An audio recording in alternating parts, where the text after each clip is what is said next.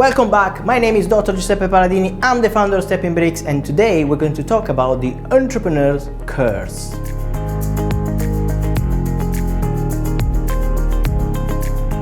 There are 5 things that generally affect every single business person. The first one is the imposter syndrome. The imposter syndrome is something that will never go away. So if you're thinking, oh, I'm not good enough to do these things, then you're probably completely wrong, because there are people that are inspired by you. You might think or perceive you're not worthy enough, but the reality is, if there is somebody that wants to learn from you, then you're doing a disservice by not doing it. Imposter syndrome is something that even big names like Jeff Bezos, they also have it. So you probably are the expert already for the target market that is looking for you. Don't compare yourself with people that are way ahead of your journey.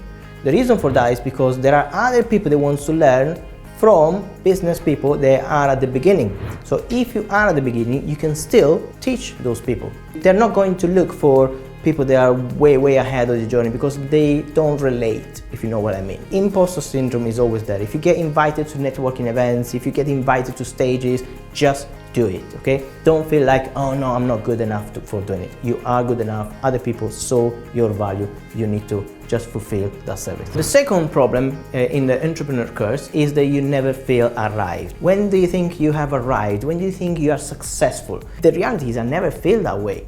I always move the goalpost further and further and further, because if you set your goal to say, I want to earn £5,000 a month, then once you get to that goal, do you think you're going to stay? If you know the system, the framework that works, that gives you that extra income to get to the £10,000 a month, do you just ignore it? Says, no, I'm arrived, I'm okay like that, I'm successful already. Absolutely not, because it's human nature to wanting to grow. So if you are in that position, that you never feel arrived, then you're not alone. At some point you need to celebrate your successes.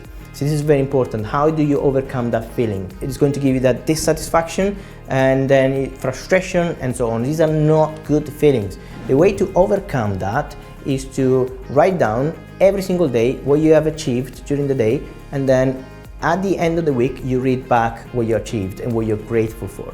If you do that, even small increments in your business, these are successes to be celebrated. And if you don't celebrate successes, guess what? You're only focusing on the negatives. So discipline your disappointments, celebrate your successes. That's Jim Rohn. The third one is the next big thing syndrome. Maybe you heard about the shiny penny syndrome. When you start in something and then you see something else shinier, then it makes you more money, and then you say, oh, I'm going to learn that. And then you start that one, you give up the previous one, and then you go to the next one, and now I'm going to learn that one, and then so on. That never ends, and you need to be super careful. And that part of the procrastination cycle. So what you need to do is to learn one strategy, focus on one strategy, master it, and then, and only then, move forward to the next one.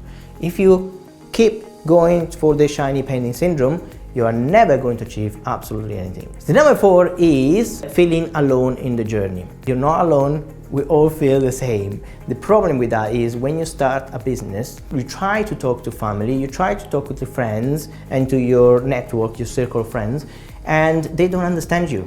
The reason for that is not because they hate you, it's because they can't see your vision that is in your head. So your job there is to explain your vision, and even then they're not going to get it. I guarantee that, because they are taught since the beginning just the normal cycle of life. Go to school, get good grades, get a job for life, then retire at 70 and then enjoy life at 70. If you are in that cycle and you want to break out of that cycle, what you need to do is to surround yourself with people they are already ahead of the game. They're already there where you want to be. That's the recipe. There's no other way. If you keep staying in the same circle of friends, they're going to feed your mind with the same stuff, okay, without being rude.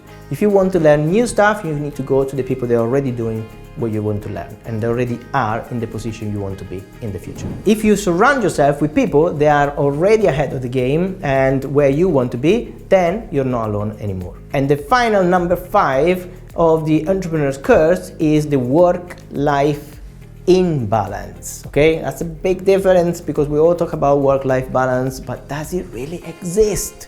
I don't think so. There's no such thing as work-life balance. So most of the time we have a work-life imbalance, more work than life. Life? What's that?